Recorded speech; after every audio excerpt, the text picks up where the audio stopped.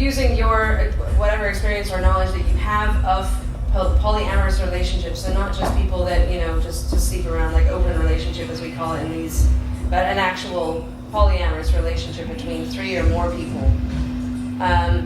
Do you find that there is any difference between the dynamic within a relationship between, say, 2 men and 1 woman, and another relationship that could be 2 women and 1 man? Do you find that there's any higher chance of one working than the other, or do you find that there's much of a dynamic difference that exists between the two? And could you talk about that a little bit?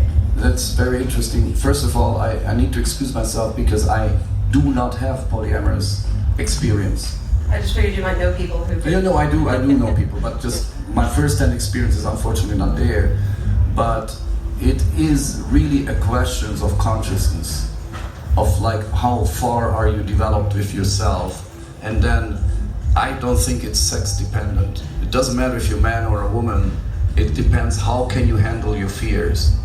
And if you can handle your fears, and if 2 or 3 can handle their fears, then it's totally independent of men or women.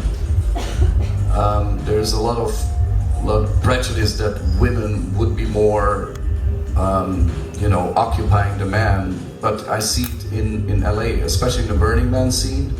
I see that women are totally open now to have more than 1 boyfriend. Sometimes they have 2 or 3 boyfriends and 1 or 2 girlfriends. And they're totally happy with it.